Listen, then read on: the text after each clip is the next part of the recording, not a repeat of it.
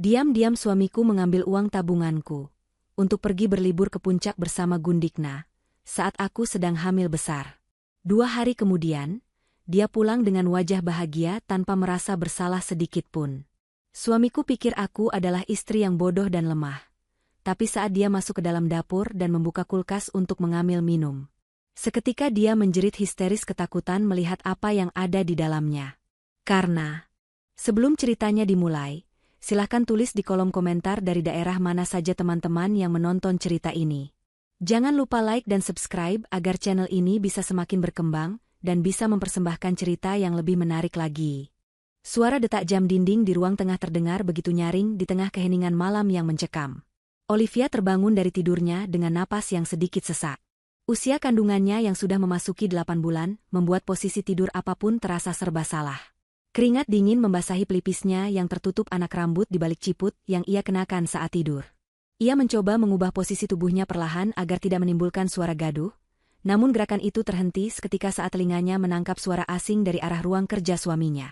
Suara itu terdengar seperti bunyi logam yang beradu pelan, diikuti oleh bunyi gemeretak engsel yang kurang minyak. Olivia menahan napas. Ia menoleh ke sisi tempat tidur di sebelahnya. Kosong. Bantal tempat biasa Zaki meletakkan kepalanya tampak dingin dan tidak terusik, seolah suaminya itu memang belum tidur sejak tadi. Perasaan tidak enak mulai menjalar di dada Olivia, lebih menyakitkan daripada tendangan bayi dalam perutnya. Dengan langkah hati-hati dan menahan rasa nyeri di pinggang, Olivia turun dari tempat tidur. Ia berjalan tanpa alas kaki menuju pintu kamar yang sedikit terbuka. Cahaya lampu remang-remang dari ruang kerja menyelinap keluar, membentuk garis kuning di lantai kayu yang gelap. Olivia mengintip dari celah pintu yang tidak tertutup rapat itu. Jantungnya serasa berhenti berdetak saat melihat sosok Zaki sedang berlutut di depan brankas kecil yang tersembunyi di balik lemari buku. Brankas itu adalah tempat penyimpanan harta benda paling berharga bagi mereka. Di dalamnya tersimpan uang tunai dalam jumlah besar yang telah Olivia kumpulkan sedikit demi sedikit dari hasil pesanan kue cateringnya selama 5 tahun terakhir. Uang itu rencananya akan digunakan untuk biaya persalinan sesar, perlengkapan bayi, dan deposit rumah baru agar mereka tidak perlu lagi mengontrak. Zaki tahu persis betapa berharganya uang itu bagi masa depan keluarga kecil mereka. Namun pemandangan di depan mata Olivia menghancurkan segala kepercayaan yang tersisa. Tangan Zaki terlihat gemetar namun cekatan saat memasukkan gepokan uang berwarna merah itu ke dalam tas kerja kulit miliknya. Wajah Zaki terlihat diterangi oleh lampu meja belajar. Tidak ada raut penyesalan di sana. Yang ada hanyalah senyum tipis yang penuh dengan keserakahan dan kepuasan. Pria itu tampak seperti pencuri yang baru saja menemukan harta karun, padahal yang ia curi adalah masa depan anaknya sendiri. Zaki menghitung sekilas tumpukan uang itu, lalu menutup tasnya dengan tergesa-gesa. Ia kembali mengunci brankas yang kini kosong melompong itu, memastikan posisinya kembali seperti semula agar tidak menimbulkan kecurigaan. Air mata Olivia menggenang di pelupuk mata, namun ia menahannya sekuat tenaga agar tidak tumpah. Ia ingin sekali mendobrak pintu itu, berteriak, dan memukul dada suaminya. Ia ingin bertanya mengapa Zaki tega melakukan ini. Namun, akal sehat Olivia yang tajam menahannya. Jika ia melabrak Zaki sekarang, suaminya pasti akan mengelak atau bahkan bertindak kasar yang bisa membahayakan kandungannya. Olivia menarik napas panjang, mengelus perut buncitnya dengan lembut, seolah menenangkan bayi di dalamnya yang ikut gelisah. Ia memilih untuk mundur perlahan, kembali ke kamar tidur, dan menarik selimut sebatas dada. Ia memejamkan mata, pura-pura terlelap, sambil menyusun rencana di dalam kepalanya yang mendidih. Pagi harinya, suasana di meja makan terasa begitu sandiwara. Zaki duduk dengan pakaian rapi, mengenakan kemeja terbaiknya dan menyantap nasi goreng buatan Olivia dengan lahap.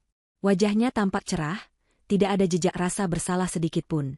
Ia bahkan bersiul pelan sambil mengaduk kopinya. Olivia melayaninya seperti biasa, menuangkan air putih dan menyiapkan bekal, meski hatinya terasa seperti diiris sembilu setiap kali melihat senyum palsu suaminya. Zaki berdeham pelan sebelum memulai pembicaraan yang sudah Olivia prediksi.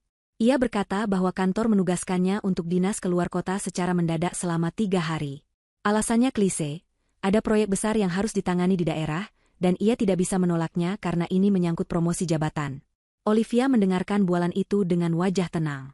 Ia mengangguk pelan, berpura-pura percaya sepenuhnya pada setiap kata dusta yang keluar dari mulut laki-laki yang pernah ia cintai itu.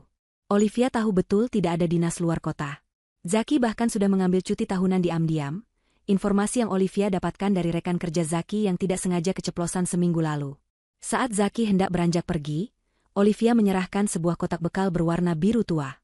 Ia berkata bahwa itu adalah camilan untuk di perjalanan agar Zaki tidak mengantuk menyetir. Zaki menerima kotak itu dengan senyum lebar, memuji betapa perhatiannya Olivia sebagai seorang istri. Ia mencium kening Olivia sekilas, ciuman yang terasa dingin dan hambar, lalu bergegas menuju mobil. Zaki tidak tahu bahwa di dalam kotak bekal itu, Olivia telah menyiapkan kue kering khusus. Kue itu berbentuk jari-jari manusia yang patah, lengkap dengan selai stroberi yang menyerupai darah di ujung-ujungnya. Itu adalah peringatan halus, sebuah humor gelap dari Olivia yang tidak disadari oleh Zaki. Zaki hanya mengira istrinya sedang bereksperimen dengan bentuk kue Halloween atau pesanan pelanggan yang unik. Mobil Zaki perlahan meninggalkan halaman rumah. Olivia berdiri di ambang pintu, menatap kendaraan itu hingga menghilang di tikungan jalan. Seketika itu juga, topeng istri penurut yang ia kenakan runtuh. Wajahnya berubah dingin dan datar. Tidak ada lagi senyum manis. Ia masuk ke dalam rumah, mengunci pintu dengan rapat, lalu mengambil ponselnya. Ia menekan sebuah nomor yang sudah ia simpan untuk situasi darurat seperti ini. Terdengar nada sambung beberapa kali sebelum suara berat seorang pria menjawab di ujung sana. Olivia berbicara dengan nada tegas dan tanpa keraguan. Ia memberitahu Pak Haryo bahwa umpan telah dimakan. Ia menjelaskan bahwa Zaki telah membawa pergi uang tunai yang ada di brankas, persis seperti yang mereka perkirakan. Olivia meminta Pak Haryo untuk segera menjalankan rencana selanjutnya tanpa kesalahan sedikitpun. Ia menekankan bahwa ia ingin setiap pergerakan Zaki dipantau. Setelah menutup telepon, Olivia berjalan menuju dapur. Ia menatap deretan pisau-pisau dapurnya yang berkilau. Ia bukan lagi wanita lemah yang hanya bisa menangis. Hari ini, permainan yang sesungguhnya baru saja dimulai. Zaki berpikir ia adalah pemangsa, padahal ia sedang berjalan masuk ke dalam kandang singa. Matahari bersinar terik ketika mobil sedan Zaki melaju, membelah kemacetan kota menuju pinggiran. Di kursi penumpang, duduklah Mila, wanita muda yang menjadi alasan di balik semua kekacauan ini. Mila tampil mencolok dengan pakaian bermerek dari ujung kepala hingga ujung kaki, kacamata hitam besar menutupi sebagian wajahnya yang dipulas riasan tebal. Sepanjang perjalanan, tawa mereka berdua memenuhi kabin mobil. Zaki merasa beban hidupnya terangkat seketika. Ia merasa bebas dari omelan tentang tagihan listrik, bebas dari keluhan sakit punggung istrinya yang hamil, dan bebas dari suasana rumah yang menurutnya membosankan. Mila terus-menerus memuji betapa hebatnya Zaki. Ia merangkul lengan Zaki manja sambil membicarakan rencana belanja mereka nanti. Mila bertanya apakah uangnya cukup untuk mereka bersenang-senang di villa mewah dan berbelanja tas baru. Dengan penuh kesombongan, Zaki menepuk tas kerja di jok belakang. Ia meyakinkan Mila bahwa ia membawa uang tunai yang sangat banyak, cukup untuk membeli apapun yang Mila inginkan. Zaki berbohong pada Mila bahwa uang itu adalah bonus tahunan dari perusahaannya, bukan hasil mencuri tabungan bayi dari istrinya sendiri. Bagi Zaki, kebohongan adalah hal yang mudah, semudah bernapas. Mereka mulai membicarakan Olivia dengan nada merendahkan. Mila mengejek gaya berpakaian Olivia yang tertutup dan dianggapnya kuno. Ia berkata bahwa Zaki pantas mendapatkan wanita yang lebih modern, dan bisa diajak bersenang-senang seperti dirinya. Zaki tertawa setuju. Ia bahkan menambahkan bahwa istrinya di rumah terlalu polos dan bodoh, karena percaya begitu saja dengan alasan dinas luar kota.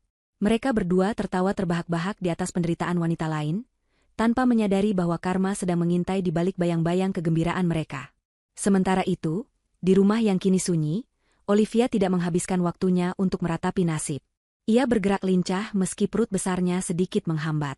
Olivia mulai mengeluarkan koper-koper besar dan kantong plastik sampah hitam berukuran jumbo.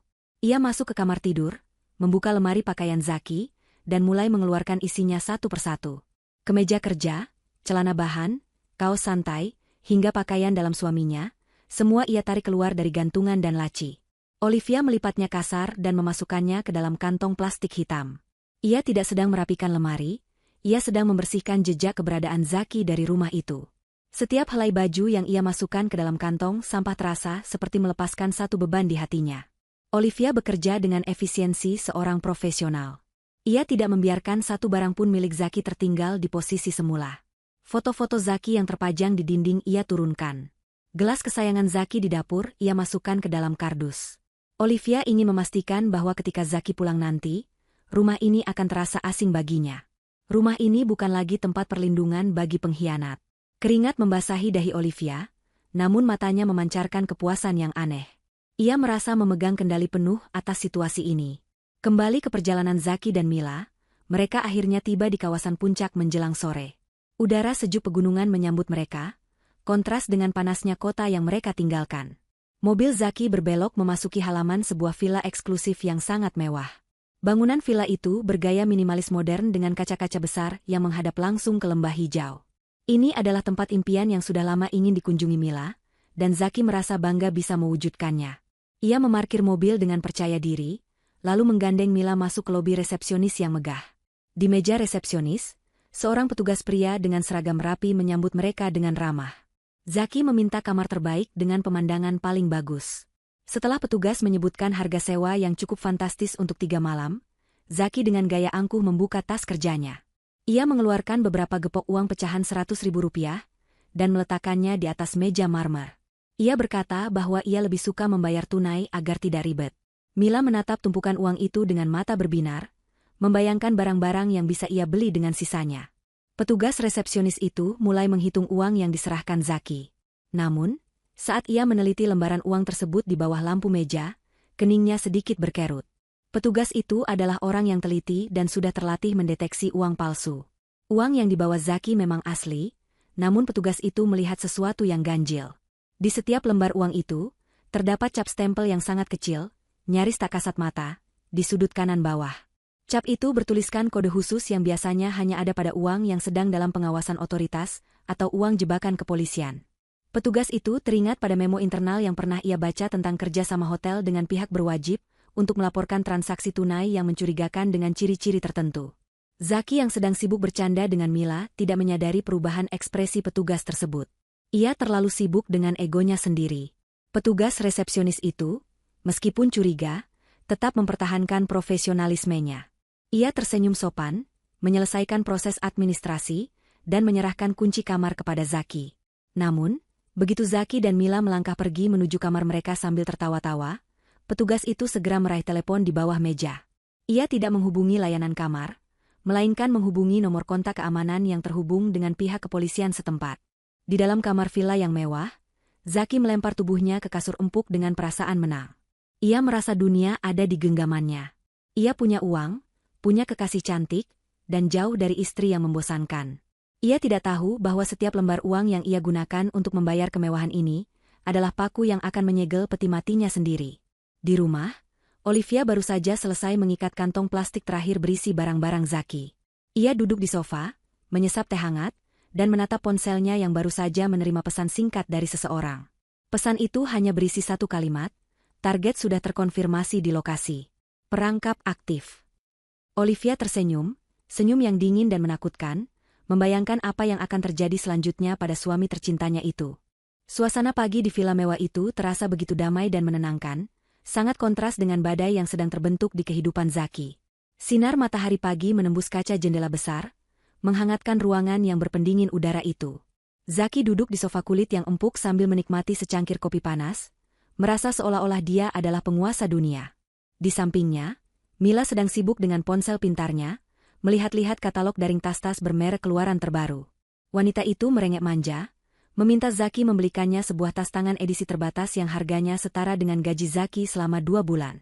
Dengan penuh percaya diri, Zaki mengangguk menyetujui. Baginya, uang tunai yang ia bawa dari rumah dan limit kartu kreditnya sudah lebih dari cukup untuk memenuhi segala keinginan Mila. Zaki merasa tidak perlu lagi berhemat seperti saat ia bersama Olivia yang selalu cerewet soal tabungan masa depan. Masalah pertama muncul ketika mereka memutuskan untuk makan siang di sebuah restoran eksklusif yang tidak jauh dari villa. Setelah menyantap hidangan mahal dengan lahap, Zaki memanggil pelayan untuk meminta tagihan. Dengan gaya angkuh, ia menyerahkan kartu debit platinum miliknya. Namun, beberapa menit kemudian, pelayan itu kembali dengan wajah canggung dan sedikit memelas. Ia memberitahu Zaki bahwa kartu tersebut tidak dapat diproses. Zaki mengerutkan kening, merasa tersinggung.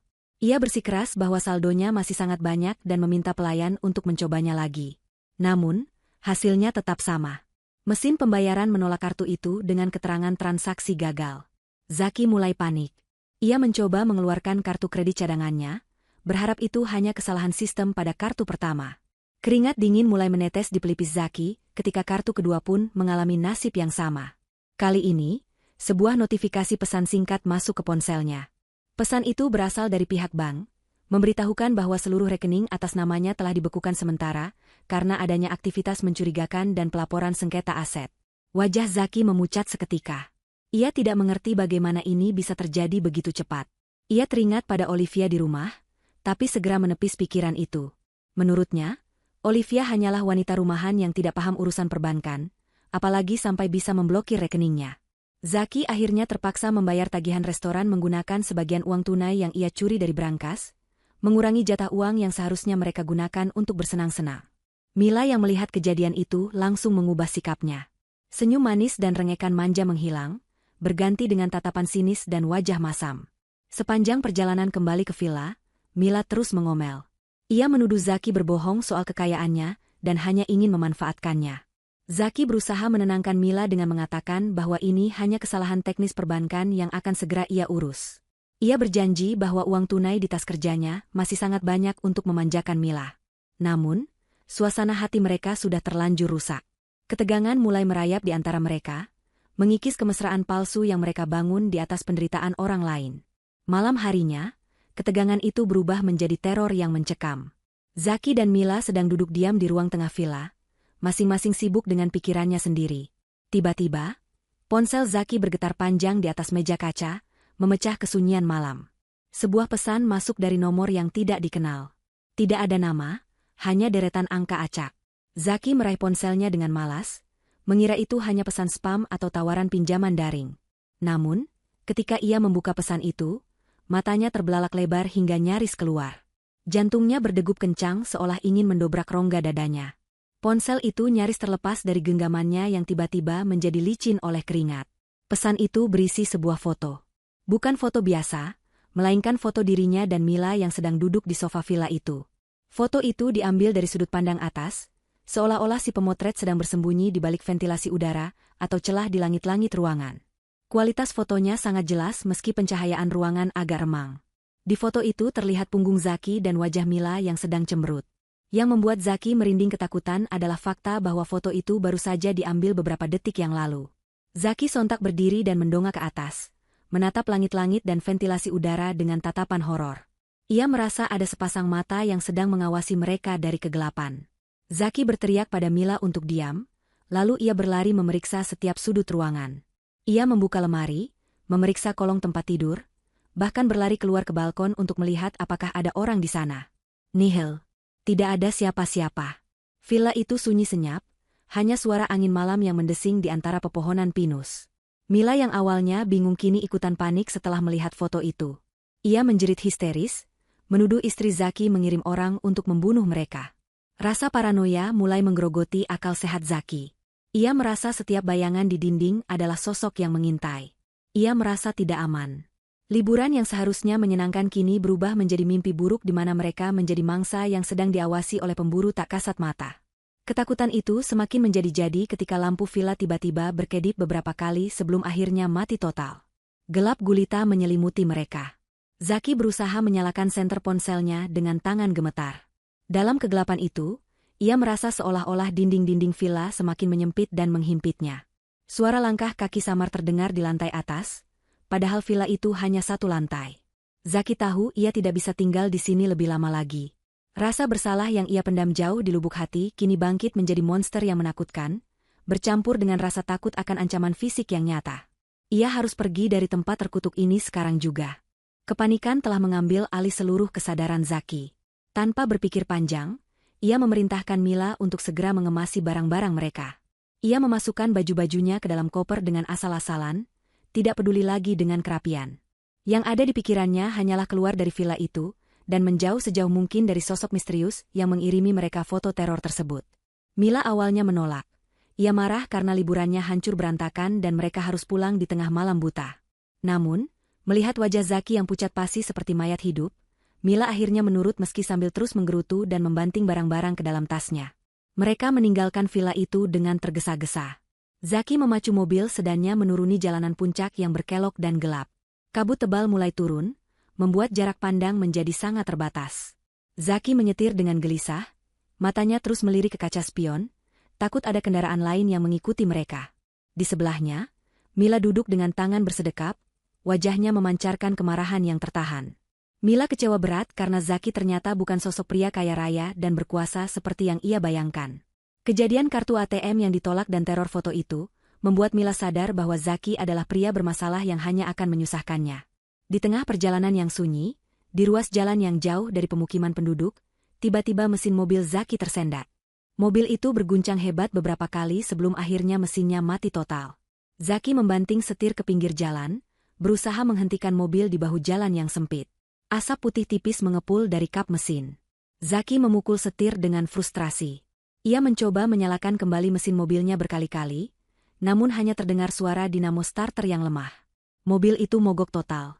Zaki tidak tahu bahwa kerusakan ini bukanlah kebetulan.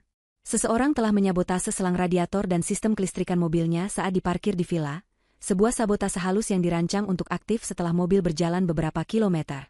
Zaki keluar dari mobil untuk memeriksa mesin, namun ia tidak mengerti apapun soal mekanik.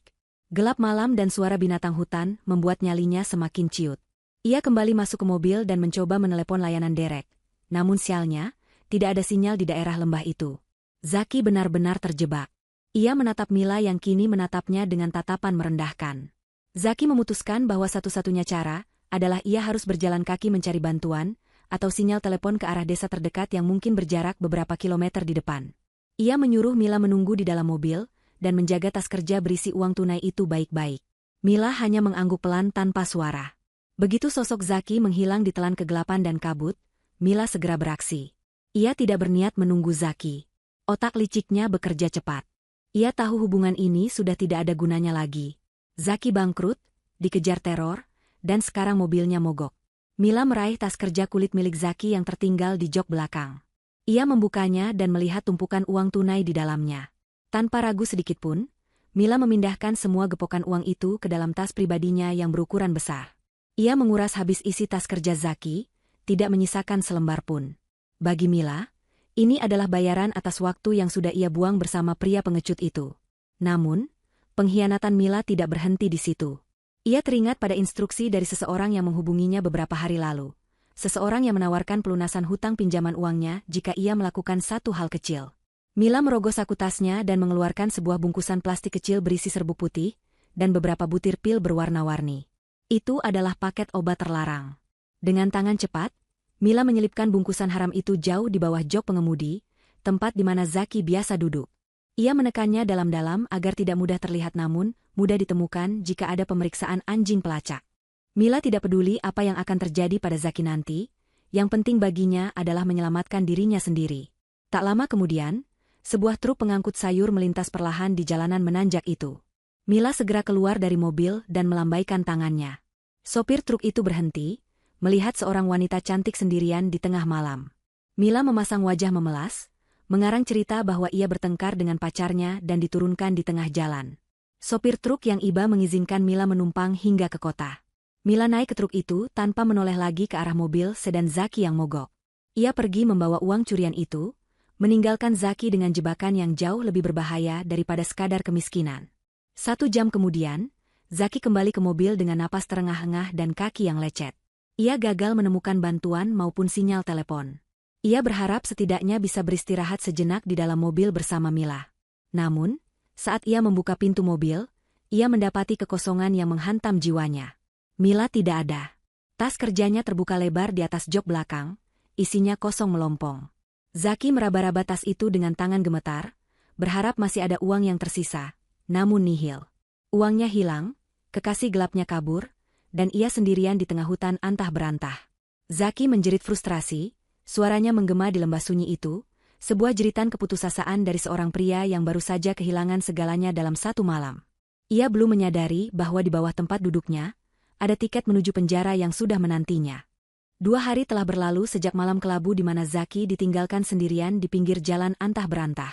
Perjalanan pulang menuju rumahnya bagaikan neraka dunia yang harus ia lalui selangkah demi selangkah.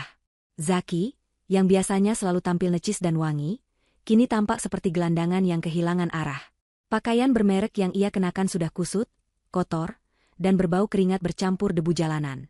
Wajahnya ditumbuhi rambut-rambut halus yang tidak terawat, matanya cekung dengan lingkaran hitam yang menggantung tebal di bawahnya, menandakan kurang tidur dan kelelahan mental yang luar biasa. Ia harus menumpang berbagai kendaraan, mulai dari truk pengangkut pasir yang berdebu, hingga mobil bak terbuka yang membawanya perlahan mendekati ibu kota. Rasa lapar yang melilit perutnya sudah tidak terhitung lagi sakitnya, karena saku celananya benar-benar kosong melompong tanpa sepeser pun uang tersisa. Sepanjang perjalanan yang menyiksa itu, Zaki menyusun skenario di dalam kepalanya. Ia terus melatih ekspresi wajah dan nada bicaranya. Ia berencana untuk mengarang cerita bahwa ia baru saja dirampok saat sedang meninjau lokasi proyek di daerah terpencil. Ia akan mengatakan pada Olivia bahwa tas kerjanya, dompetnya, dan mobilnya diambil paksa oleh begal bersenjata. Zaki yakin, dengan wajah memelas dan kondisi fisiknya yang berantakan, Olivia pasti akan percaya. Istrinya itu adalah wanita yang lembut dan mudah iba. Zaki membayangkan Olivia akan menangis melihat kondisinya, lalu memeluknya erat, menyiapkan air hangat, dan melayaninya seperti raja yang baru pulang dari medan perang. Keyakinan itulah yang membuat kaki Zaki terus melangkah meski rasanya sudah mau patah. Menjelang senja, Zaki akhirnya tiba di depan pagar rumahnya.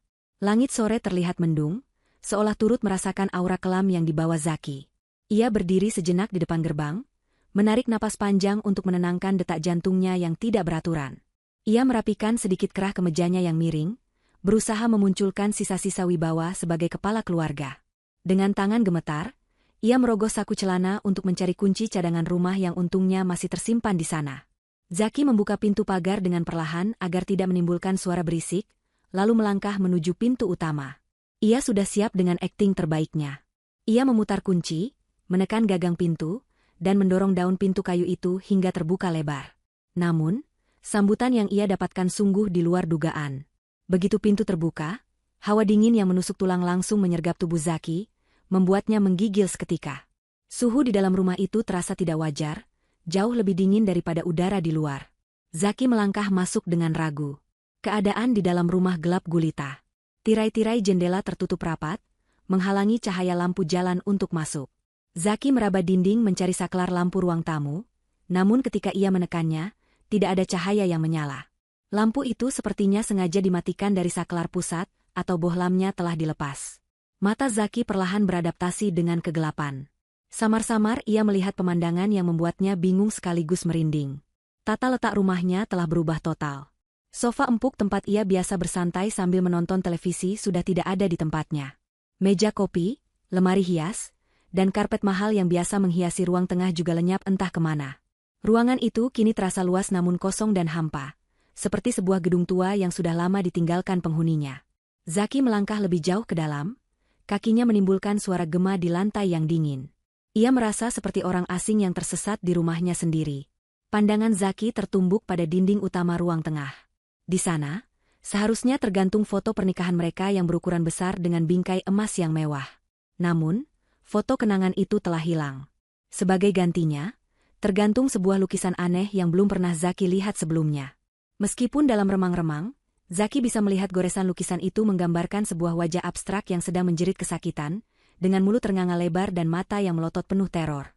Lukisan itu seolah menatap Zaki, menertawakan kemalangannya. Bulu kuduk Zaki berdiri tegak. Ia tidak tahu dari mana Olivia mendapatkan lukisan mengerikan itu, dan mengapa ia memajangnya di tempat paling sentral di rumah ini. Di tengah kebingungan itu, telinga Zaki menangkap suara gumaman pelan yang berirama. Suara itu berasal dari sudut ruangan, dekat jendela yang tertutup tirai tebal. Zaki memicingkan matanya dan melihat siluet seseorang duduk di kursi kayu yang menghadap ke dinding kosong. Itu Olivia. Istrinya duduk diam, tubuhnya terbalut pakaian tertutup yang menyatu dengan kegelapan. Ia sedang melantunkan zikir dengan suara yang sangat rendah, monoton, dan bergema aneh di ruangan kosong itu. Irama zikirnya terdengar cepat dan berat, bukan seperti doa yang menenangkan, melainkan seperti mantra yang diucapkan untuk memanggil kekuatan gelap. Zaki memanggil nama Olivia dengan suara parau. Namun, sosok itu tidak bergeming sedikit pun. Olivia tetap duduk mematung, melanjutkan gumamannya tanpa peduli bahwa suaminya baru saja pulang dalam keadaan menyedihkan. Tidak ada sambutan hangat, tidak ada pelukan, dan tidak ada air mata kekhawatiran. Hanya ada dingin yang membekukan dan nuansa horor yang mencekam. Zaki merasa nyalinya menciut. Rumah ini bukan lagi istananya. Rumah ini telah berubah menjadi panggung sandiwara yang dirancang khusus untuk menyambut kepulangannya. Sebuah panggung di mana ia bukan lagi sutradara, melainkan aktor yang terjebak dalam naskah orang lain. Rasa takut mulai merayap naik dari ujung kaki hingga ke kepalanya, memberitahunya bahwa ada sesuatu yang sangat salah sedang terjadi di sini. Rasa takut yang sempat menyergap Zaki perlahan berubah menjadi kemarahan. Ego laki-lakinya yang rapuh merasa terhina dengan perlakuan dingin ini. Ia merasa tidak dihargai sebagai suami yang baru saja pulang mencari nafkah, meski kenyataannya ia baru saja pulang dari perselingkuhan yang gagal. Zaki memutuskan untuk mengambil kendali situasi dengan cara yang biasa ia lakukan, yaitu memanipulasi dan menggertak. Ia berdaham keras, mencoba menghentikan gumaman Olivia yang membuat telinganya berdenging. Dengan langkah kasar, Zaki berjalan mendekati istrinya, sengaja menghentakkan kakinya ke lantai agar terdengar mengintimidasi. Zaki mulai berteriak dengan suara serak, melampiaskan kekesalannya. Ia bertanya dengan nada tinggi mengapa rumah dibiarkan gelap gulita seperti gua hantu. Ia memaki soal suhu ruangan yang seperti kutub utara dan perabotan yang hilang. Zaki berseru bahwa ia lelah bekerja keras membanting tulang demi keluarga, mengalami musibah perampokan di jalan, dan hampir mati kelaparan. Tetapi bukannya disambut dengan baik, ia malah disuguhi suasana yang membuatnya stres. Ia menuduh Olivia sebagai istri yang tidak tahu diuntung dan tidak punya perasaan. Zaki terus mengoceh, memuntahkan segala kebohongan dan amarahnya untuk menutupi rasa takut dan rasa bersalahnya sendiri. Ia berharap dengan kemarahan ini, Olivia akan menciut, meminta maaf, dan kembali menjadi istri penurut yang melayaninya. Namun, Olivia tetap diam. Ia tidak menoleh, tidak menjawab, dan tidak menunjukkan reaksi takut sedikitpun. Sikap abai Olivia ini justru semakin membuat Zaki frustrasi. Tenggorokannya yang kering terasa semakin perih akibat berteriak. Rasa haus yang luar biasa kembali menyerangnya. Sudah berjam-jam ia tidak minum setetes air pun. Dehidrasi membuat kepalanya pening dan emosinya semakin tidak stabil. Zaki akhirnya menyerah untuk mendebat punggung istrinya. Prioritas utamanya sekarang adalah membasahi kerongkongannya. Ia butuh air dingin segera sebelum ia pingsan. Sambil menggerutu kasar, Zaki berbalik dan berjalan menuju dapur. Bayangan akan segelas air dingin dari kulkas membuat langkahnya sedikit lebih cepat. Namun, langkahnya terhenti mendadak tepat di ambang pintu dapur. Pintu yang menghubungkan ruang tengah dengan area dapur itu tertutup rapat. Yang lebih mengejutkan, terdapat sebuah rantai besi yang melilit pegangan pintu, dikunci dengan gembok besar yang kokoh. Zaki terbelalak menatap gembok itu. Ia mencoba mengguncang pintu dengan kasar, berharap itu hanya hiasan atau kuncinya rusak. Tapi pintu itu tidak bergeming sedikitpun. Rantai itu mengikat kuat akses menuju satu-satunya sumber air dan makanan di rumah itu. Kemarahan Zaki meledak lagi, kali ini bercampur dengan kepanikan. Ia berbalik badan dan kembali menghampiri Olivia dengan langkah lebar. Ia membentak Olivia, menanyakan di mana kunci gembok sialan itu. Ia berteriak bahwa ini sudah keterlaluan. Mengunci dapur di rumah sendiri adalah tindakan orang gila, pikirnya. Zaki berdiri menjulang di belakang kursi Olivia, tangannya terkepal siap memukul sandaran kursi jika istrinya masih diam saja. Napasnya memburu, matanya merah menahan amarah dan dahaga. Saat itulah, gumaman Olivia berhenti. Kesunyian yang tiba-tiba itu terasa lebih menakutkan daripada suara teriakannya sendiri. Perlahan, sangat perlahan, Olivia bangkit dari kursi kayunya. Ia berbalik menghadap Zaki. Dalam kegelapan, wajah Olivia terlihat pucat namun tenang. Sangat kontras dengan wajah Zaki yang merah padam dan kotor. Ekspresi Olivia datar, tidak ada senyum, tidak ada kemarahan, hanya tatapan mata yang tajam dan menusuk, seolah mampu melihat menembus ke dalam jiwa Zaki yang busuk. Olivia mengangkat tangannya perlahan ke arah dada. Di sana, tergantung sebuah kunci kecil mengilap yang dikalungkan dengan tali. Kunci itu bergemerincing pelan saat bersentuhan dengan kancing bajunya. Zaki menatap kunci itu dengan tatapan lapar, seolah itu adalah benda paling berharga di dunia saat ini. Ia mengulurkan tangannya hendak merampas kunci itu, namun gerakan Olivia selanjutnya membuatnya terpaku. Olivia melepaskan kalung kunci itu dari lehernya. Ia memegang kunci itu sesaat, menatapnya dengan tatapan penuh arti, lalu dengan gerakan santai, ia melemparkan kunci itu ke lantai, tepat di dekat kaki Zaki yang berbalut sepatu kotor. Bunyi logam beradu dengan lantai keramik terdengar nyaring di ruangan yang sunyi itu. Zaki menunduk menatap kunci itu, lalu kembali menatap wajah istrinya. Olivia membuka mulutnya untuk pertama kali sejak Zaki pulang. Suaranya terdengar lembut, namun dingin dan penuh penekanan. Ia mempersilakan Zaki untuk mengambil minumnya. Kalimat selanjutnya yang keluar dari bibir Olivia, membuat darah Zaki membeku seketika. Olivia berkata bahwa Zaki pasti sangat haus setelah berteriak-teriak kegirangan di puncak. Ucapan itu sederhana, namun efeknya bagaikan sambaran petir di siang bolong bagi Zaki. Zaki terdiam kaku. Otaknya berusaha mencerna kata-kata itu. Puncak. Olivia menyebut kata puncak. Itu artinya Olivia tahu kemana ia pergi. Olivia tahu ia tidak dinas luar kota. Olivia tahu ia tidak dirampok. Olivia tahu segalanya. Kebohongan yang baru saja ia teriakkan runtuh seketika menjadi debu. Rasa superioritas Zaki lenyap, digantikan oleh rasa ngeri yang merayap cepat. Ia menyadari bahwa semua keganjilan ini, rumah yang gelap, dingin, perabotan yang hilang, pintu terkunci, bukanlah kebetulan. Ini adalah hukuman. Namun, rasa haus yang membakar tenggorokannya mengalahkan segalanya. Insting bertahan hidup tubuhnya berteriak lebih keras daripada logika ketakutannya. Zaki tidak peduli lagi apakah Olivia tahu atau tidak. Ia butuh minum sekarang juga. Dengan tangan gemetar dan harga diri yang hancur, Zaki membungkuk, berlutut di lantai, dan memungut kunci itu. Ia merasa hina, namun ia tidak punya pilihan. Ia menggenggam kunci itu erat-erat, lalu berbalik dan berjalan cepat menuju dapur, meninggalkan Olivia yang berdiri tegak di belakangnya, menatap punggung suaminya dengan tatapan seorang hakim yang baru saja mengetuk palu vonis mati. Zaki berdiri terpaku di depan pintu dapur yang terkunci, tangannya menggenggam kunci kecil yang baru saja dilemparkan Olivia. Logam dingin kunci itu terasa menusuk telapak tangannya yang berkeringat, seolah memberikan peringatan dini akan bahaya yang menanti di balik pintu kayu tersebut. Rasa haus yang mencekik tenggorokannya semakin menjadi-jadi, menciptakan sensasi perih dan kering yang menyiksa setiap kali ia mencoba menelan ludah. Dehidrasi yang dialaminya bukan hanya sekadar fisik, tetapi juga mental. Ia haus akan rasa aman, haus akan kendali yang selama ini ia banggakan namun kini terlepas begitu saja dari genggamannya. Di belakangnya, ia bisa merasakan tatapan tajam Olivia yang masih berdiri mematung di ruang tengah yang gelap. Istrinya tidak bergerak, tidak bersuara, hanya mengawasinya seperti seekor predator yang sabar menanti mangsanya masuk ke dalam perangkap terakhir. Dengan napas yang terdengar berat dan putus-putus, Zaki memaksakan tangannya yang gemetar hebat untuk memasukkan anak kunci ke dalam lubang gembok. Getaran tangannya begitu kencang, hingga ia harus mencoba beberapa kali sebelum akhirnya logam itu berhasil masuk ke celahnya. Suara klik saat kunci itu berputar terdengar sangat keras di tengah keheningan rumah yang mencekam, seolah-olah suara itu adalah letusan senjata api yang menandakan dimulainya eksekusi. Zaki melepas gembok berat itu dari kaitannya dan menarik rantai besi yang melilit pegangan pintu. Bunyi rantai yang beradu dan jatuh ke lantai keramik menciptakan gema yang menyakitkan telinga, membuat jantung Zaki berdegup semakin kencang tak terkendali. Zaki mendorong pintu dapur perlahan. Engsel pintu yang tampaknya sengaja tidak diminyaki itu berderit panjang, suara yang menyerupai rintihan kesakitan. Begitu pintu terbuka sedikit, sebuah aroma aneh langsung menyergap indera penciuman Zaki. Itu bukan aroma masakan rumah yang biasa menyambutnya. Ada campuran bau yang membingungkan otaknya. Di satu sisi, tercium aroma manis yang sangat kuat dan pekat, seperti bau vanila, gula bakar, dan coklat yang dimasak terlalu lama.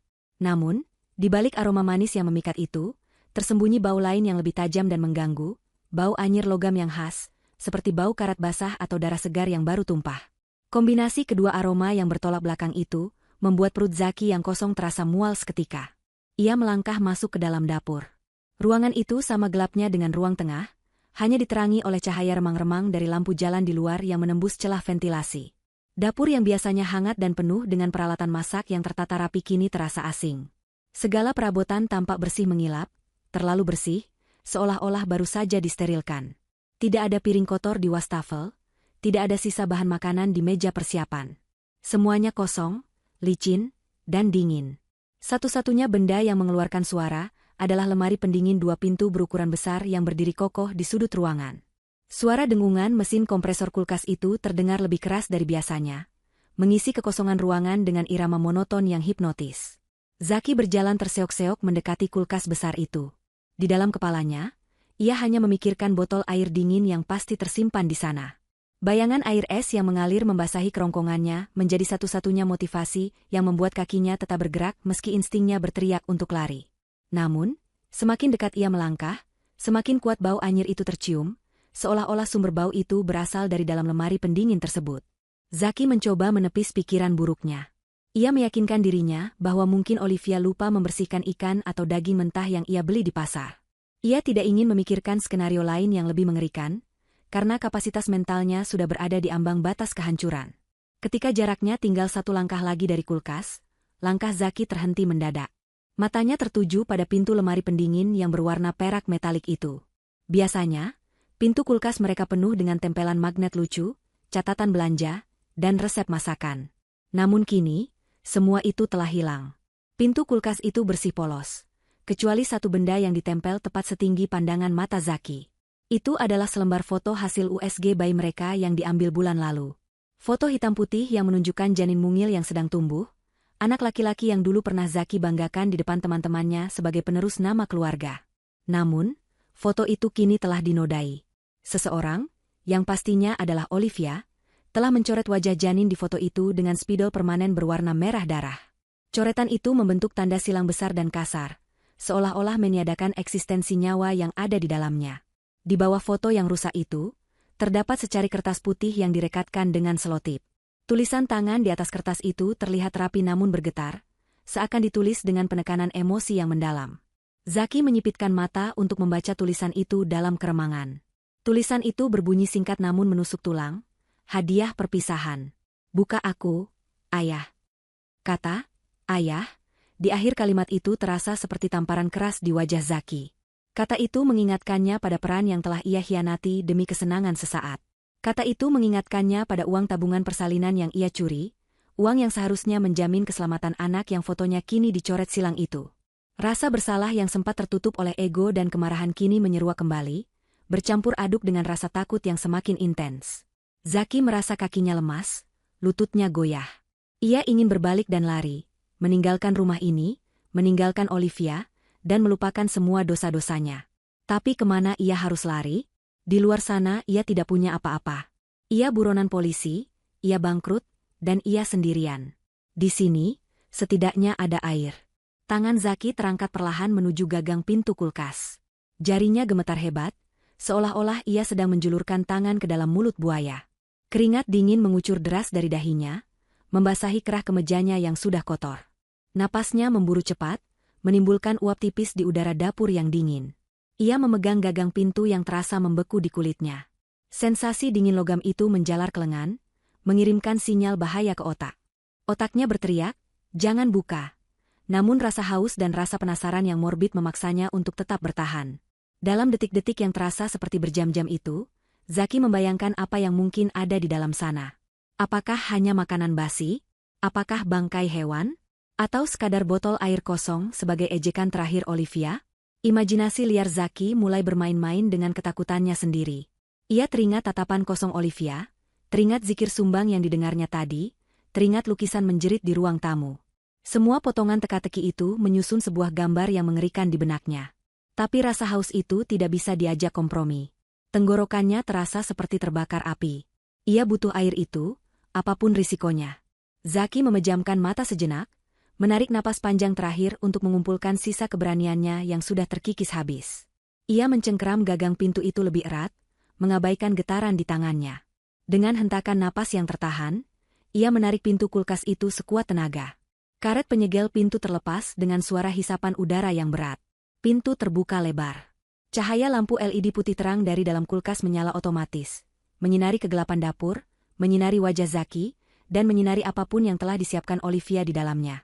Dan pada detik itu, Zaki menyadari bahwa keputusannya untuk membuka pintu itu adalah kesalahan terbesar dalam hidupnya.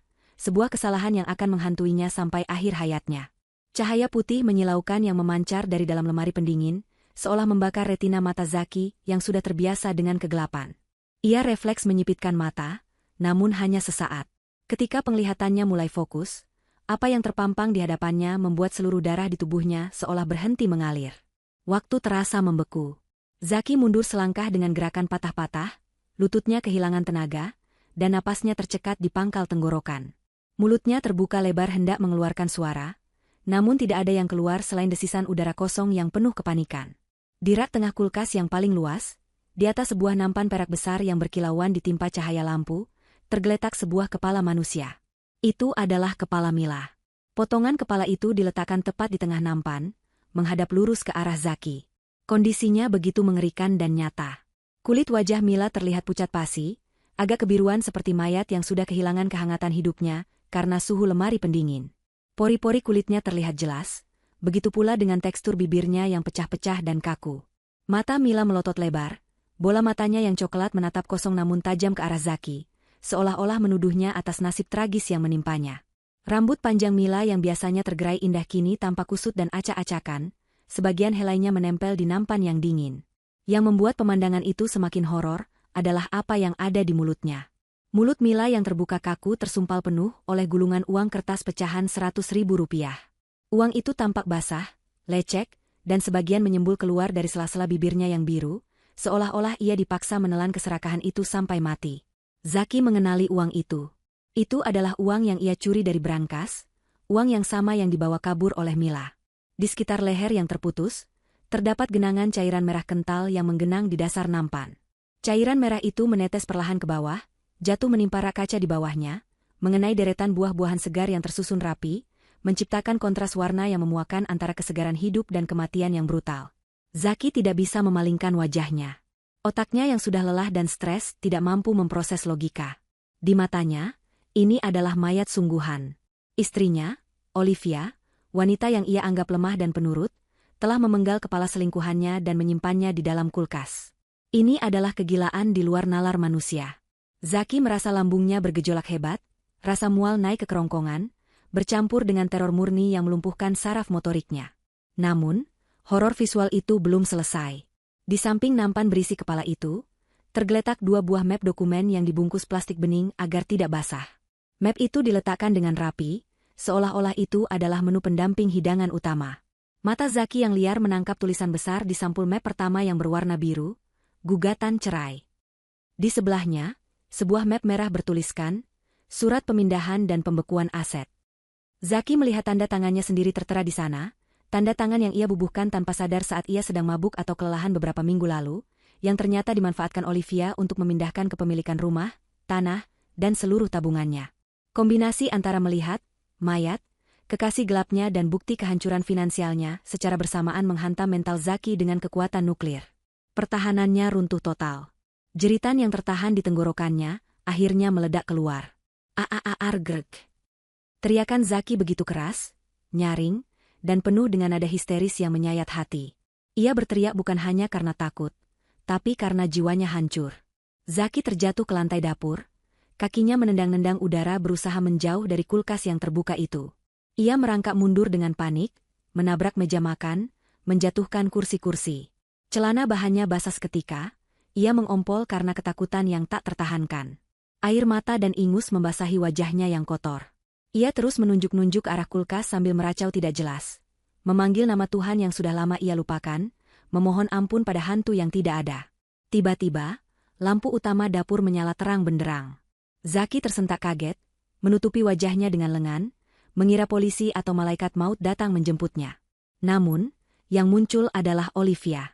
Olivia melangkah masuk ke dapur dengan tenang, seolah-olah tidak terjadi apa-apa. Ia mengenakan apron masak yang bersih di atas pakaian rumahannya. Wajahnya datar, tidak ada ekspresi jijik ataupun kasihan melihat suaminya yang terkapar di lantai dalam genangan air seni sendiri.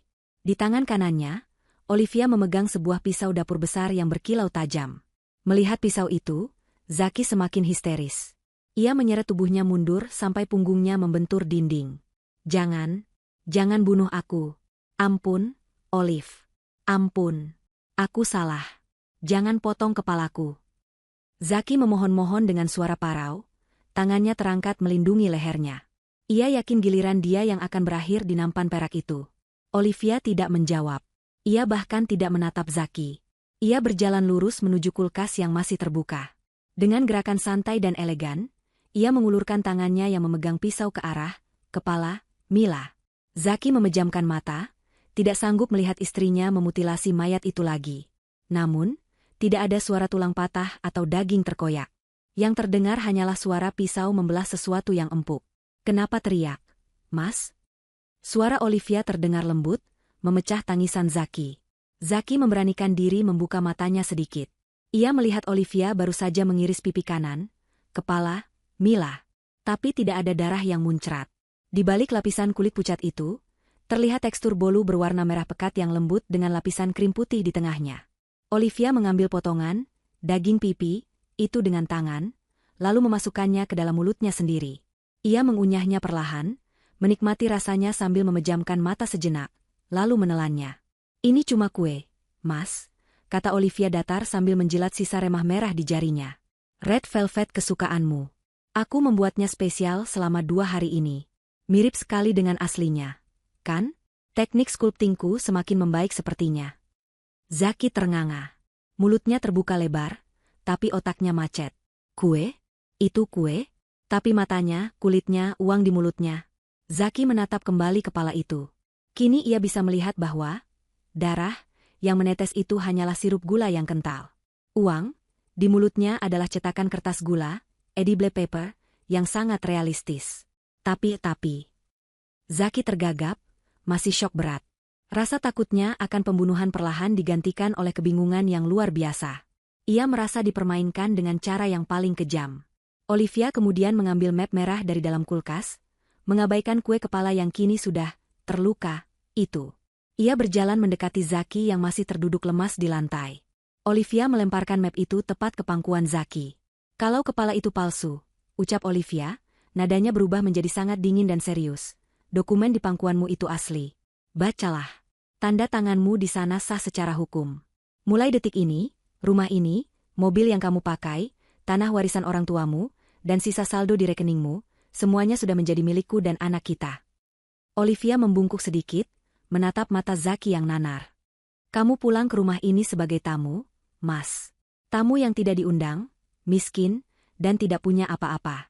Oh ya, uang di mulut kue itu simbol keserakahanmu. Kamu boleh memakannya kalau kamu masih lapar. Habiskan saja, itu jatah terakhirmu di rumah ini. Zaki menatap map di pangkuannya, lalu menatap potongan kue berbentuk kepala manusia di kulkas, dan terakhir menatap wajah istrinya yang kini tampak lebih menakutkan daripada hantu manapun. Ia menyadari bahwa Olivia tidak perlu membunuhnya untuk menghancurkannya. Olivia telah membunuh jiwanya, harga dirinya, dan masa depannya, lalu menyajikannya sebagai hidangan penutup yang dingin. Zaki tidak bisa lagi berteriak. Ia hanya bisa menatap kosong, sementara air matanya terus mengalir tanpa henti, menyadari bahwa hidupnya sebagai manusia merdeka telah tamat malam ini. Keheningan malam yang sempat pecah oleh jeritan histeris Zaki kini, berganti menjadi ketegangan yang menyesakkan dada.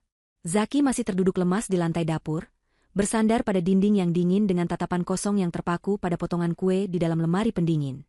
Otaknya menolak untuk bekerja sama, terjebak dalam disonansi kognitif antara horor visual yang ia lihat dan kenyataan yang baru saja diungkapkan oleh istrinya.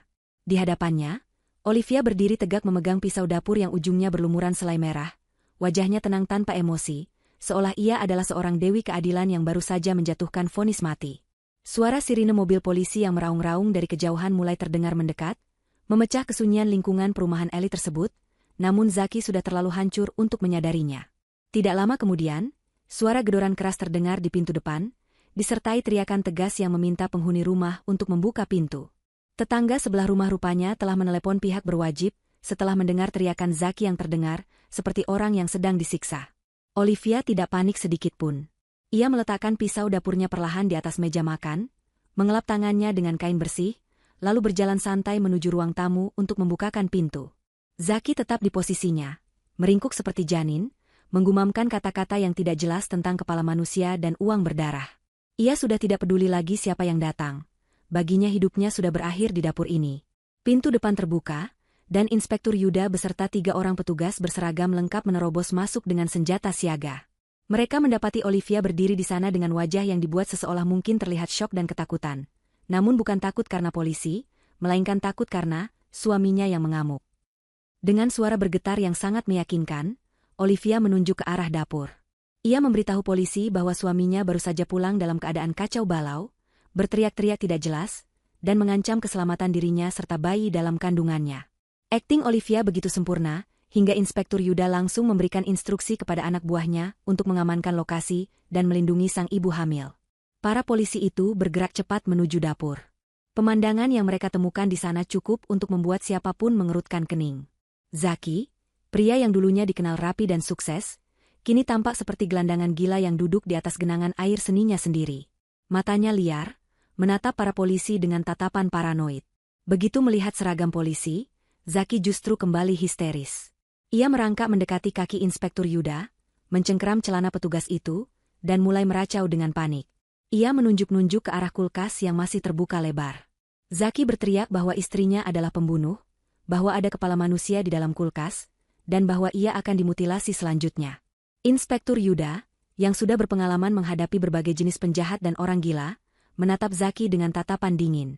Ia kemudian menoleh ke arah kulkas yang ditunjuk Zaki. Dari jarak tersebut, ia memang melihat bentuk menyerupai kepala manusia yang mengerikan. Dengan waspada, Inspektur Yuda mendekati lemari pendingin itu, tangannya tetap berada di dekat sarung pistolnya.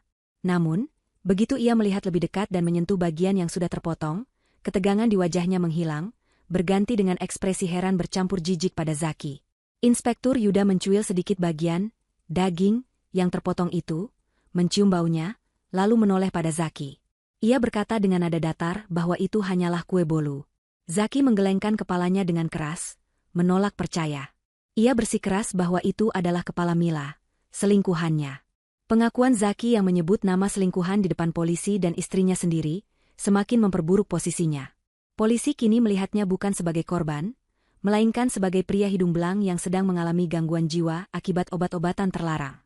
Dugaan ini diperkuat ketika salah satu anak buah Inspektur Yuda masuk membawa laporan terkini. Ternyata, tim patroli jalan raya baru saja menemukan mobil sedan milik Zaki yang ditinggalkan mogok di pinggir jalan tol beberapa jam yang lalu. Laporan itu menjadi paku terakhir bagi peti mati Zaki.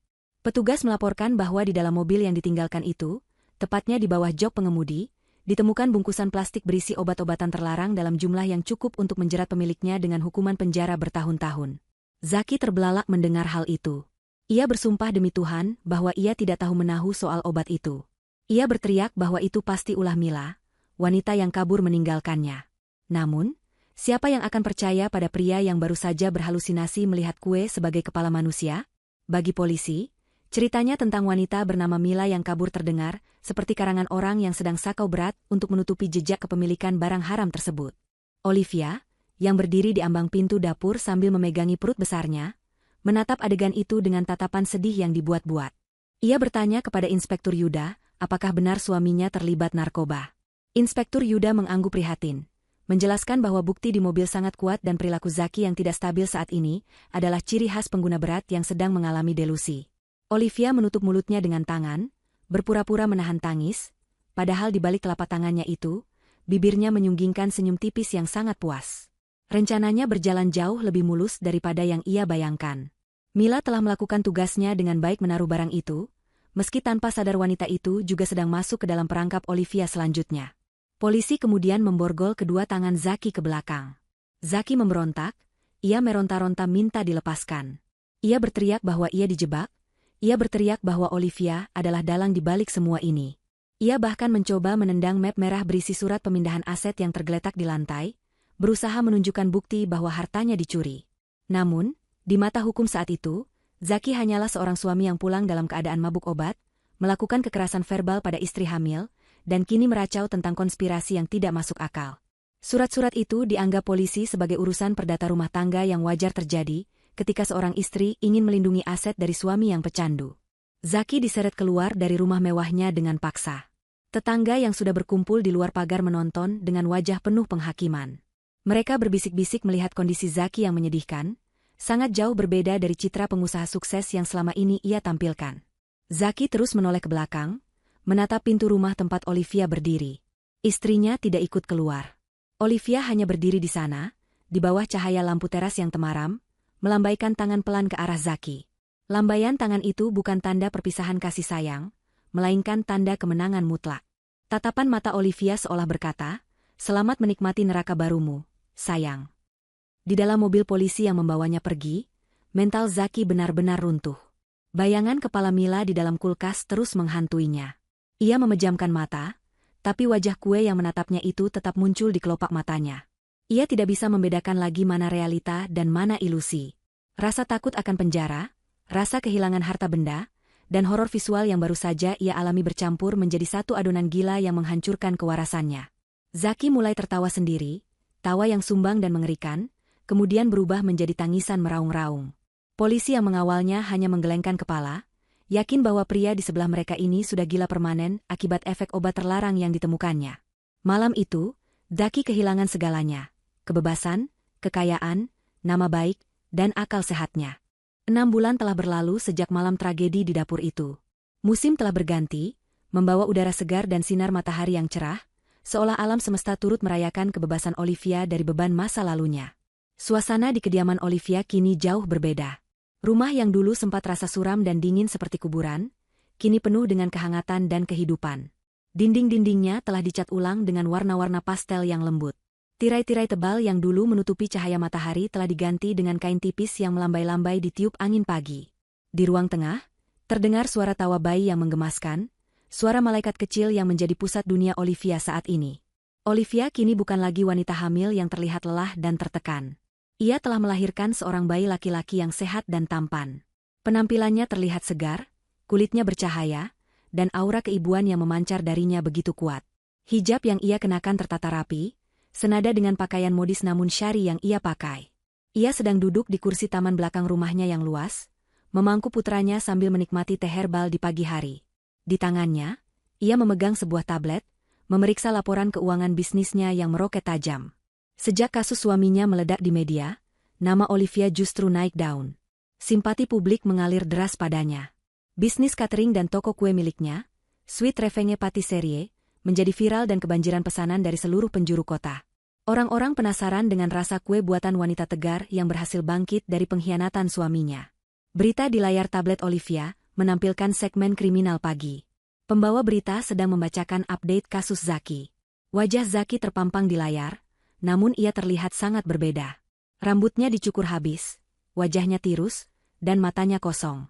Zaki divonis hukuman penjara yang lama atas kepemilikan obat terlarang dan pencurian aset keluarga, berdasarkan laporan Olivia.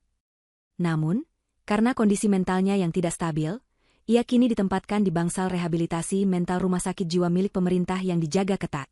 Laporan menyebutkan bahwa Zaki menderita trauma spesifik yang aneh. Ia akan berteriak histeris dan mengalami serangan panik setiap kali melihat makanan berbentuk bulat, terutama kue. Ia menolak makan apapun selain bubur cair, karena ketakutan bahwa makanan padat itu adalah potongan tubuh manusia. Zaki hidup dalam penjara pikirannya sendiri, dihantui oleh bayangan kepala kue yang diciptakan Olivia selamanya. Olivia tersenyum tipis melihat berita itu. Tidak ada rasa kasihan di hatinya, hanya rasa lega bahwa keadilan telah ditegakkan dengan caranya sendiri. Ia mematikan layar tablet, lalu mencium pipi gembil anaknya. Ayahmu sedang liburan panjang, Nak. Di tempat yang sangat pantas untuknya, bisik Olivia lembut pada bayinya. Ia kemudian bangkit dan berjalan menuju dapur produksi yang terletak di bangunan terpisah di samping rumah utamanya. Dapur itu adalah jantung dari kesuksesan bisnisnya sekarang. Puluhan karyawan berseragam putih bersih tampak sibuk bekerja, mengaduk adonan, menghias kue, dan mengemas pesanan. Aroma vanila, kayu manis, dan coklat leleh memenuhi udara, menciptakan suasana surga bagi para pecinta makanan manis. Olivia berjalan melewati barisan pastry chef yang menyapanya dengan hormat. Ia memeriksa kualitas setiap kue dengan teliti, memastikan standar kesempurnaan tetap terjaga. Langkah Olivia terhenti di bagian belakang dapur, tepat di area pencucian piring yang kotor dan basah. Di sana, seorang wanita dengan pakaian lusuh, apron karet yang kotor, dan rambut yang diikat asal-asalan sedang membungkuk menyikat panci besar yang penuh kerak gosong. Wanita itu bekerja dengan kasar. Tangannya yang dulu halus dan rajin merawat kuku kini tampak merah, kasar, dan pecah-pecah akibat terkena sabun cuci piring yang keras setiap hari. Wajahnya terlihat lelah dan tua sebelum waktunya, dengan lingkaran hitam di bawah mata yang menandakan kurang istirahat. Wanita itu adalah Mila. Mila merasakan kehadiran seseorang di belakangnya. Ia menoleh perlahan, dan ketakutan langsung terpancar dari matanya begitu melihat Olivia berdiri di sana. Mila segera menunduk kembali, menggosok panci itu lebih kuat, takut ditegur. Nasib Mila tidak kalah tragis dari Zaki, meski ia tidak dipenjara. Setelah kabur membawa uang, jebakan, Zaki, Mila sempat merasa menang. Namun, kebahagiaannya hanya bertahan 24 jam. Hutang pinjaman ilegalnya ternyata jauh lebih besar dari uang yang ia curi. Para penagih hutang mengejarnya, mengancam akan menjualnya ke tempat yang tidak layak. Saat itulah Olivia datang sebagai penyelamat. Olivia menawarkan untuk melunasi seluruh hutang Mila kepada para rentenir itu dengan satu syarat. Mila harus bekerja untuk Olivia seumur hidupnya untuk mengganti uang tersebut, atau Olivia akan menyerahkan bukti rekaman CCTV yang entah bagaimana ia dapatkan saat Mila menaruh obat terlarang di mobil Zaki kepada polisi. Mila terjebak. Ia tidak punya pilihan lain selain menerima tawaran itu. Kini, ia adalah budak modern di kerajaan kue Olivia. Gajinya dipotong habis setiap bulan untuk membayar cicilan hutang yang sepertinya tidak akan pernah lunas. Sementara ia harus melihat mantan istri dari selingkuhannya hidup bahagia dan kaya raya. Olivia melangkah mendekati Mila. Suara sepatu hak tingginya berbunyi tak-tak-tak di lantai ubin, membuat bahu Mila menegang. Olivia meletakkan sebuah piring kecil di samping tempat cuci piring. Di atas piring itu terdapat sepotong kue red velvet yang cantik, sisa potongan uji coba hari itu. Warnanya merah menyala, mengingatkan mereka berdua pada kejadian malam itu. Istirahatlah sebentar, Mila, kata Olivia dengan nada yang terdengar ramah namun penuh intimidasi. Makanlah kuenya. Sayang kalau dibuang. Rasanya enak loh, mirip sekali dengan kue yang aku sajikan untuk Zaki waktu itu. Kamu masih ingat kan? Mila gemetar hebat. Ia menatap kue itu dengan rasa mual. Ia tahu persis kue apa itu. Ia tahu Zaki menjadi gila karena kue jenis ini. Namun, ia tidak berani menolak perintah majikannya. Dengan tangan yang basah oleh air sabun dan gemetar, Mila mengambil kue itu. Ia memakannya perlahan sambil menahan air mata yang hendak tumpah. Rasanya manis di lidah, namun terasa pahit dan getir di kerongkongannya, seolah ia sedang menelan harga dirinya sendiri. Olivia menatap Mila yang sedang makan dengan tatapan puas. Habiskan, ya. Setelah itu, lantai gudang harus dipel sampai mengkilap. Jangan sampai ada debu sedikit pun. Ingat, polisi masih sangat tertarik mencari siapa wanita yang menaruh obat di mobil suamiku. Kita tidak mau mereka main ke sini, kan? Ancaman halus itu membuat Mila mengangguk cepat sambil menelan kuenya susah payah. Olivia menepuk bahu Mila pelan, seolah memberikan semangat pada sahabat lama, lalu berbalik pergi meninggalkan area kotor itu. Ia berjalan kembali menuju cahaya terang di depan toko, disambut oleh senyum para pelanggan dan tawa bayinya. Cerita berakhir dengan pemandangan kontras yang sempurna. Zaki yang terkurung dalam kegilaannya, Mila yang terbelenggu dalam perbudakan penebusan dosa, dan Olivia yang berdiri di puncak kejayaan, menikmati manisnya kehidupan hasil racikan tangannya sendiri. Sebuah karma yang tidak datang dari langit, melainkan dimasak dengan sabar, teliti, dan dingin di dalam dapur seorang istri yang tersakiti. 5 tahun telah berlalu sejak badai menghancurkan rumah tangga Olivia, namun waktu seolah bertekuk lutut di hadapan wanita itu. Di sebuah aula hotel berbintang 5 yang disewa khusus malam itu, lampu gantung kristal memancarkan cahaya keemasan yang hangat, menyinari ratusan tamu undangan yang hadir dengan pakaian terbaik mereka. Ini adalah malam perayaan ulang tahun kelima putra Olivia, sekaligus perayaan pencapaian besar bisnis catering dan toko kuenya yang kini telah membuka cabang ke-10 di seluruh penjuru negeri. Olivia berdiri di tengah ruangan, mengenakan gaun panjang santun berwarna merah marun yang elegan, senada dengan warna khas jenama bisnisnya. Wajahnya terlihat jauh lebih muda dan bersinar dibandingkan 5 tahun lalu. Tidak ada lagi jejak air mata atau penderitaan di sana, yang ada hanyalah aura kekuasaan dan kepercayaan diri yang begitu kuat, hingga membuat orang-orang di sekitarnya merasa segan. Di sudut ruangan, dekat meja prasmanan yang menyajikan hidangan penutup, seorang wanita kurus dengan seragam pelayan tertutup sedang sibuk menata piring-piring kotor ke dalam troli. Wanita itu adalah Mila. 5 tahun bekerja di bawah tekanan psikologis yang konstan, telah mengubahnya menjadi sosok yang nyaris tak dikenali. Rambutnya yang dulu indah kini tipis, dan selalu disembunyikan di balik topi seragam yang ketat. Kulit wajahnya kusam, garis-garis kelelahan terukir dalam di sekitar mata dan mulutnya. Mila bekerja dengan gerakan mekanis seperti robot, matanya selalu menunduk, takut bertatapan dengan siapapun. Ia telah kehilangan jiwanya. Hutang-hutangnya memang telah lunas secara teknis setahun yang lalu, namun Olivia memiliki cara lain untuk mengikatnya. Ancaman mengenai bukti keterlibatannya dalam kasus obat terlarang Zaki masih tersimpan rapi di brankas Olivia, menjadi rantai tak kasat mata yang menjerat leher Mila seumur hidup. Saat momen pemotongan kue tiba, lampu ruangan diredupkan. Sebuah kue ulang tahun raksasa setinggi 5 tingkat didorong masuk ke tengah ruangan. Kue itu adalah mahakarya seni pastry, dihias dengan tema pahlawan super kesukaan putra Olivia. Namun, bagi Mila yang mendorong troli kue tersebut, benda itu adalah monumen teror. Setiap kali ia melihat pisau membelah kue bolu yang lembut, tubuhnya akan bergetar hebat. Ingatan tentang malam di dapur itu tidak pernah hilang dari kepalanya. Ia bisa merasakan tatapan Olivia yang mengawasinya dari kejauhan, memastikan ia melakukan tugasnya dengan sempurna tanpa kesalahan sedikitpun. Mila tahu, satu kesalahan kecil bisa berakibat fatal bagi sisa hidupnya yang sudah menyedihkan ini. Setelah pesta usai dan para tamu pulang membawa bingkisan mewah, Olivia tidak langsung beristirahat. Ia memiliki satu agenda rutin yang selalu ia lakukan setiap tahun pada tanggal yang sama, sebuah ritual ziarah ke masa lalu untuk memastikan kemenangannya tetap abadi. Ia menitipkan putranya pada pengasuh kepercayaan, lalu masuk ke dalam mobil sedan hitam mengilap yang dikemudikan oleh sopir pribadinya. Mobil itu melaju menembus malam, meninggalkan gemerlap kota menuju daerah pinggiran yang sepi dan dingin, tempat di mana sebuah bangunan tua dengan pagar kawat berduri tinggi berdiri kokoh. Rumah Sakit Jiwa Harapan Baru. Olivia melangkah menyusuri lorong rumah sakit yang berbau karbol menyengat. Suara gema langkah kaki sepatu hak tingginya membuat beberapa perawat yang berjaga malam menunduk hormat. Mereka sudah mengenal Olivia sebagai donatur tetap yayasan rumah sakit ini, seorang istri setia yang rutin menjenguk suaminya yang gila. Tidak ada yang tahu bahwa donasi besar yang diberikan Olivia adalah cara untuk memastikan Zaki tetap terawat dengan baik di dalam sana, memastikan suaminya tidak pernah dinyatakan sembuh dan tidak akan pernah keluar melihat dunia luar lagi. Seorang perawat pria berbadan tegap membukakan pintu besi berat di ujung lorong khusus pasien risiko tinggi. Di dalam ruangan isolasi yang berdinding busa putih itu, seorang pria kurus kering sedang duduk meringkuk di sudut ruangan memeluk lututnya. Zaki, mantan suami yang dulu begitu sombong dan memuja penampilannya sendiri, kini tampak seperti kerangka hidup. Rambutnya dicukur habis, matanya cekung liar, dan mulutnya terus komat-kamit menggumamkan kata-kata tak jelas. Zaki telah kehilangan kontak dengan realitas sepenuhnya. Terapi kejut dan obat-obatan penenang dosis tinggi yang diberikan selama bertahun-tahun, ditambah trauma mendalam yang tak pernah diobati, telah mematikan fungsi logika otaknya. Olivia masuk perlahan, memberi isyarat pada perawat untuk meninggalkannya berdua saja. Zaki mendongak saat melihat ujung gaun merah Olivia.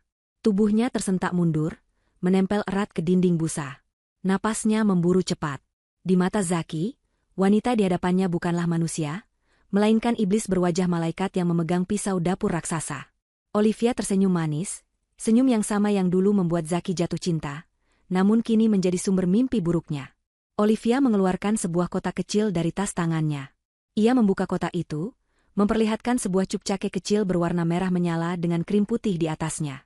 Kue red velvet. Melihat kue itu, Zaki mulai menangis. Ia menutup wajahnya dengan kedua tangan, merengek seperti anak kecil yang ketakutan. Ia berteriak-teriak minta ampun, memohon agar kepala itu dijauhkan darinya. Zaki berhalusinasi bahwa cup cake kecil itu adalah potongan bola mata manusia yang sedang menatapnya. Olivia berjongkok di hadapan Zaki, meletakkan kue itu di lantai, tepat di depan kaki suaminya. Ia berbisik pelan, suaranya mendesis lembut seperti ular. Olivia berkata bahwa ini adalah kue ulang tahun anak mereka. Ia menyuruh Zaki memakannya untuk merayakan keberhasilan anaknya yang kini tumbuh pintar dan sehat, tidak seperti ayahnya yang menyedihkan. Zaki menggeleng kuat, air liur menetes dari mulutnya. Ia menendang kue itu hingga hancur berantakan di lantai. Krim putih dan remah merah menyebar seperti darah dan otak yang berceceran. Zaki menjerit histeris melihat kehancuran kue itu, seolah ia baru saja membunuh seseorang. Olivia berdiri kembali, menatap jijik pada pemandangan di bawahnya. Ia merasa sangat puas. Hukuman penjara mungkin hanya mengurung badan, tetapi hukuman yang ia berikan mengurung jiwa Zaki dalam ketakutan abadi yang berulang setiap detiknya. Zaki hidup dalam neraka yang ia ciptakan sendiri, dipicu oleh trauma yang ditanam Olivia. Sebelum pergi, Olivia mencondongkan tubuhnya ke telinga Zaki. Ia membisikkan satu kalimat terakhir yang selalu ia ucapkan setiap kali berkunjung, kalimat yang menjadi mantra pengikat kegilaan Zaki. Olivia berkata bahwa Zaki sebenarnya tidak gila. Zaki melihat hal yang nyata malam itu, namun tidak ada satu orang pun di dunia ini yang akan mempercayainya. Kalimat itu adalah siksaan psikologis terberat. Olivia memberi validasi atas ingatan Zaki hanya untuk menghancurkan harapannya, menegaskan bahwa kebenaran itu milik Olivia, dan Zaki hanyalah penonton yang tidak berdaya. Zaki meraung semakin keras saat pintu besi itu tertutup kembali, meninggalkan dirinya sendirian dalam kegelapan bersama remah-remah kue yang ia anggap sebagai potongan tubuh. Olivia berjalan keluar dari rumah sakit jiwa itu dengan langkah ringan. Udara malam terasa segar di kulitnya. Ia kembali ke mobil dan memerintahkan sopirnya untuk pulang. Di rumah mewahnya yang hangat, ia masuk ke kamar putranya yang sedang tertidur pulas. Kamar itu dipenuhi mainan mahal dan buku-buku edukasi. Olivia duduk di tepi tempat tidur, mengelus rambut putranya yang lembut. Anak laki-laki itu menggeliat pelan, membuka matanya sedikit, dan bertanya dengan suara serak khas bangun tidur. Ia bertanya dari mana ibunya pergi.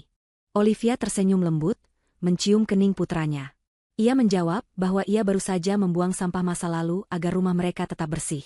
Anaknya yang masih kecil belum mengerti arti metafora itu, namun ia merasa aman dalam dekapan ibunya. Olivia menatap wajah anaknya lamat-lamat. Ia berjanji dalam hati akan mendidik putranya menjadi laki-laki yang kuat, setia, dan menghormati wanita, agar tidak berakhir menjadi sampah seperti ayahnya. Ia akan mengajarkan bahwa setiap tindakan memiliki konsekuensi, dan pengkhianatan akan selalu dibayar dengan harga yang sangat mahal. Keesokan harinya, matahari terbit menyinari dapur produksi, Suite Revenge Patisserie. Mila sudah bangun sejak subuh, mengepel lantai yang sebenarnya sudah bersih hingga mengilap. Di dinding dapur, tergantung sebuah bingkai foto besar yang baru dipasang Olivia. Foto itu bukan foto keluarga, melainkan foto sebuah kue red velvet berbentuk kepala manusia yang sangat realistis, karya agung yang menjadi titik balik kehidupan mereka semua. Di bawah foto itu terdapat tulisan emas, sajian dingin adalah hidangan terbaik. Bagi karyawan lain, itu hanyalah foto seni yang menunjukkan keahlian bos mereka. Namun bagi Mila yang sedang mengepel di bawahnya, dan bagi Zaki yang sedang berteriak di sel isolasinya, foto itu adalah pengingat abadi. Bahwa di balik senyum manis dan hijab anggun Olivia, tersembunyi seorang arsitek pembalasan dendam yang tidak akan pernah ragu untuk mengubah dapur menjadi ruang eksekusi bagi siapa saja yang berani mengusik ketenangannya. Olivia duduk di kantornya yang berdinding kaca di lantai atas, menyesap teh hangat sambil memandang kesibukan di bawahnya. Ia adalah ratu di kerajaannya sendiri, dan resep kebahagiaannya kini telah lengkap, dicampur dengan takaran karma yang sempurna. Takaran karma yang sempurna. Takaran karma yang sempurna. Takaran karma yang sempurna. Takaran karma yang sempurna. Takaran karma yang sempurna.